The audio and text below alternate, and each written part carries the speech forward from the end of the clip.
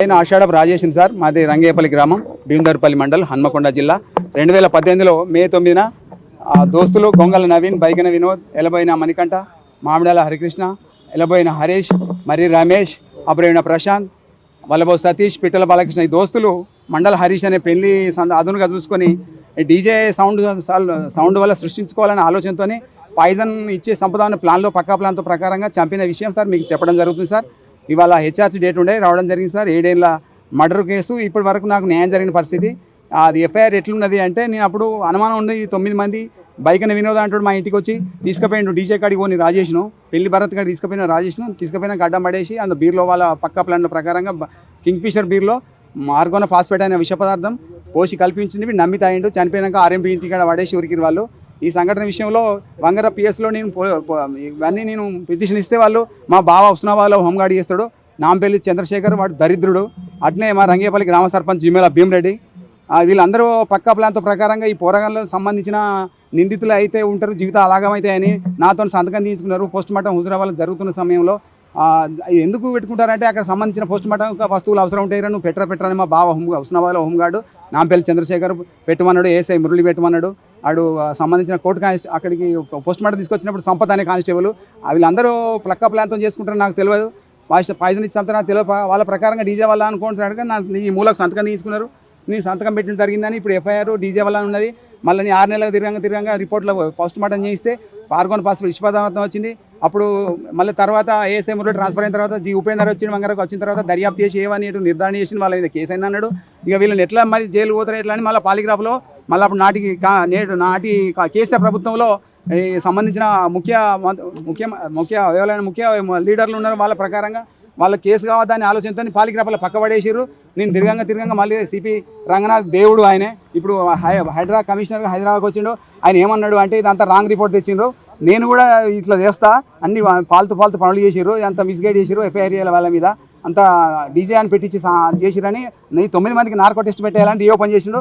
2023 జనవరి 19 నాడు రీఓపెన్ చేసిన సంఘటన. అప్పటి నుంచి ఇప్పటి వరకు నాకు ఎలాంటి న్యాయం జరగలేదు. ఆ దోషుల మీద ఎఫ్ఐఆర్ లేదు, రిమాండ్ లేదు, ఛార్జ్ షీట్ లేదు.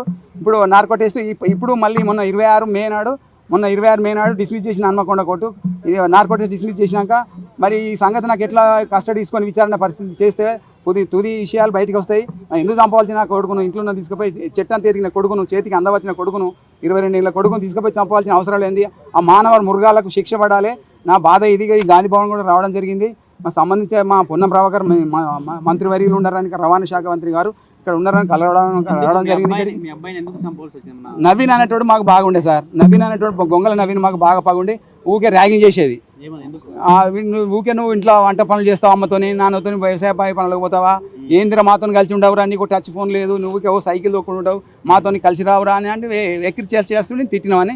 తిడితే వాళ్ళ డాడీ గొంగల సాయిల్ అనేటోడు ఆర్టీసీ డ్రైవర్, వాళ్ళ డబ్బులు నోళ్ళు. మరి తప్పైందే మా మామ నన్ను వరుసకు మామ తప్పైందాక అది లోపల పగబెంచుకొని ఇది ఆలోచన చేసిర్రు.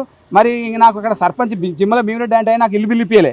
అప్పుడు 2013లో ఇల్లు కడితే నాకు ఇల్లు బిల్లు ఇప్పియలే. అప్పుడు ప్రవీణ్ రెడ్డి ఉండే ఎమ్మెల్యేగా ఉన్నప్పుడు నేను వయోజన విద్యా శాఖలో నేను విద్యా వాలంటీర్ చేసిన.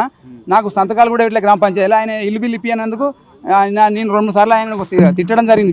భీమరెడ్డి తిట్టడం జరిగితే మనసులో పెట్టుకొని మరి ఆయన చేయించిండా, వీళ్ళతో మద్యంలో విషం పోయించే పద్ధతి ఆయన చేయించిండా, మా బావను పట్టుకొని, లేకపోతే వీళ్ళే పోసిర్రా? మొత్తానికైతే వాళ్ళే మీ బావాడు రాడు అన్నాడు దినాల నాడు మీ బావ రాడు అన్నాడు. మా బావ రాడని భీమరెడ్డి ఎందుకు అన్నాడు అనేది నాకు అనుమానం బాగా కలిగింది. మరి భీమరెడ్డికి నాకు పగలు లేదు, సర్పంచ్కి నాకు పగ ఉన్నది. నాకు ఇల్లు బిల్లు ఇప్పియాలి. అప్పుడు కాంగ్రెస్ ప్రభుత్వం ఉండే, ప్రవీణ్ రెడ్డి ఉండే అప్పుడు ఎమ్మెల్యే, బ్యాంకు ఇప్పుడు కోఆపరేటివ్ బ్యాంక్ ముల్కొండూరు, ఆయన మాకు ఎమ్మెల్యేగా ఉండే. ఆయన మాకు ఎమ్మెల్యే ఉన్నప్పుడు నీకు ఇల్లు బిల్లు ఇప్పియా. పోస్ట్ మార్టం రిపోర్ట్లో పాయిజన్ వచ్చింది సార్. ఇప్పుడు మామిడాల హరికృష్ణ, ఎలబోయిన మణికంఠ 5వ నంబరు, A6 మరి Ramesh, A7 అబ్రవైన Prashanth, A8 వల్లభో Satti, A9 పిట్టల బాలకృష్ణ, వీళ్ళందరి మీద కేసు అయింది అనుకుంటా. పాలిగ్రాఫ్లో నాటి కేసీఆర్ ప్రభుత్వంలో వీళ్ళు తప్పుదో పట్టించి కేసు సార్. చేయలేదు సార్, ఎఫ్ఐఆర్ లేదు. ఇగో ఆర్గోన ఫాస్ఫేట్, మీడియా మిత్రులారా దండం మీకు. ఇగో ఇది ఆర్గోన ఫాస్ఫేట్ విష పదార్థం. ఇది హుజురాబాద్ హాస్పిటల్లో డాక్టర్ గారు ఇచ్చిన ఇది. ఎక్కడేం గాయాలు లేవు. ఇక ఈ చెవులో ముక్కులకి నల్లగిలుతుందని మా భావన అంటే నాకు విషయం అరే ఆయన 40 ఏళ్ళ డిపార్ట్మెంట్లో పనిచేస్తాను, నేను నమ్మితే నాకేం చెప్పలేదు విష పదార్థం అని. అయితేనే చెవులకి వెళ్ళొస్తాయి, ముక్కులకి వెళ్తే నాకు తెలియని పరిస్థితి అయింది. నేను నమ్మితే పోస్ట్ మార్టం కూడా ఇక తెల్లగా మూలకు సంతకం తీసుకున్నారు.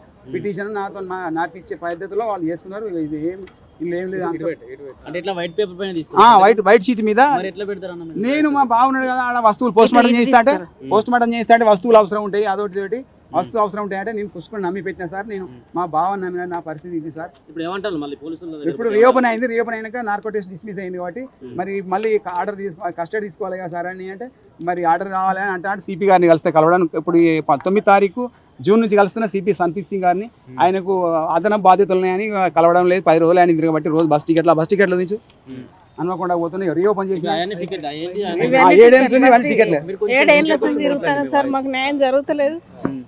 రీఓపెన్ చేసినప్పుడు భారీ సార్ వంగర పిఎస్ ముందు ధర్నా చేసిన చెప్పమ్మ ఏంటిది అన్నేంటి ఏంది ఎన్ని రోజులు అయితే ఏమైంది? 22 ఏళ్ళ కొడుకుని ఇంట్లోకి వెళ్ళి తీసుకుపోయి ఫ్రెండ్లు అందరు వచ్చి 22 ఏళ్ళ కొడుకుని తీసుకుపోయి ఫ్రెండ్స్ భరత్ కాడ తీసుకుపోయి డీజే కాడికి అని ఇంటి పేరు చెప్పుకొని తీసుకుపోయి డ్యాన్స్లో వాడికి తీసుకుపోయిండ్రు. బీర్ల ఇసం పోసిర్రు చంపిర్రు. ఇప్పుడు నమ్మి తాగిండు. ఇప్పుడు వాళ్ళు తప్పించుకొని తిరుగుతాను సార్. ఏసీపీ పట్టించుకుంటలేడు, సిపి పట్టించుకుంటలేడు, సిఐ పట్టించుకుంటలేదు, ఎస్ఐ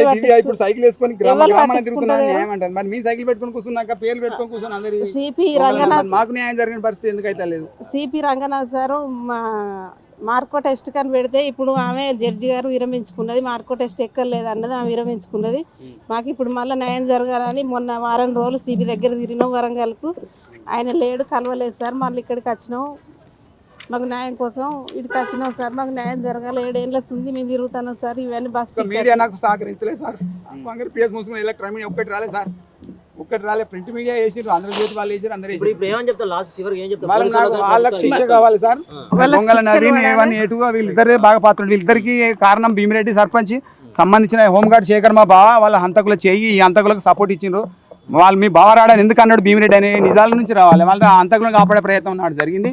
ఇప్పుడు చివరిగా ఏం జరగాలంటే నాకు న్యాయం జరగాలి. ఎవడేం చేసింది అనేది రావాలి. తెచ్చినోడు ఎవడు, విషయం పోసినోడు ఎవడు, దానికి సంబంధించిన వాళ్ళు ఎందుకు వెళ్ళినారు. అప్పుడు దర్యాప్తు చేసినప్పుడు ఉపేందర్ దర్యాప్తు లక్కిరెడ్డి తిరుపతి ఇంకొకటి లక్కిరెడ్డి తిరుపతి రెడ్డి అనే వ్యక్తి ఏమన్నాడంటే నువ్వు కాలు పట్టుకపో, హరీష్ రావుది కాలు పట్టుకపో, నీకు నౌకరు పెట్టిస్తారు చిన్న కొడుకు, మేము ఆ పాలిగ్రాఫ్లో తీసుకుపోతున్నామని నాకు నమ్మబలికింది సార్. మరి నాటి ప్రభుత్వంలో హరీష్ రావుకు తిరుపతి రెడ్డికి మరి ఏ మధ్యలో లింక్ ఉన్నదో తిరుపతి పేరు చెప్పాల్సిన అవసరం ఎందుకు వచ్చిందో ఉపేందర్ అప్పుడు దర్యాప్తు చేసి ఆ పేరు వెల్లడించారు. మరి నేడు కూడా కాంగ్రెస్ ప్రభుత్వంలో కూడా మరి ఏమన్నా మంత్రుల ప్రభావం ఉండి కేసు ఆగుతుందా మరి నాకు డౌట్ఫుల్గా ఉన్నది. పొన్నం ప్రభాకర్ కలిసినాం జూలై 4వ తారీఖు 2024లో కలిస్తే ఓడగొట్టిండి అన్నాడు ఏసీపీ కాజీపేట తిరుమల సార్. ఇప్పుడు ఆయన ఇక్కడ హైడ్రా హెచ్ఓ ఉన్నాడు. ఇక్కడ తిరుమల సార్ ఇటుకు వచ్చిండు.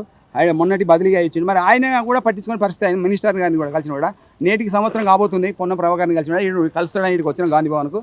సార్ ఈ దీనే కాదా పేదోళ్ళం సార్, మీ కుమ్మరోళ్ళం గొల్ల కుర్మలు తెనుగోలు చేసిన కుట్రలో భాగంగా ముదిరాజు ఈ 4 కులాలు అవసరాలకు సంబంధించిన అవసరాలు ఈ 5-6 కులాలు చేసిన కుట్రలో భాగంగా సర్పంచ్ చేసిన బాధ్యత ఇది. మా బావ వీళ్ళంతా క్రిమినల్ చర్యలు చేయాలి వాళ్ళ మీద.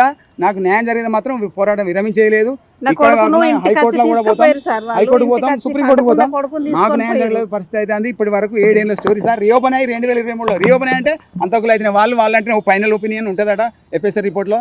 ఈ బ్రెయిన్ అనేది తీస్తారట, తీసి ఆ ల్యాబ్లో పెట్టినప్పుడు వాడు తాగడు అనేది ఒకటి ఒపీనియన్ ఉంటుందట. మరి వాళ్ళని పాయిజన్ వచ్చినప్పుడు వాళ్ళని ఎందుకు ఎఫ్ఐఆర్ చేయని పరిస్థితి అవుతుందో మరి నాకు అర్థమవుతుంది. పోలీసు వ్యవస్థ ఎందుకు ఇంత దిగజారుతుందో పోలీసు వ్యవస్థ నాకు నన్నే బెదిరిస్తారు పోలీసు వాళ్ళు. సిఐ ఏం చేతో చేసుకోపో అనుకుంటా సార్. మంచి పిల్లాడు సార్. మీరు క్లూ గమనించండి, క్లూస్ అన్ని గమనించండి సార్. ఎలకతుర్తి సిఐ మౌనం పాటిస్తాడు. వాళ్ళకు శిక్ష పడాలి సార్.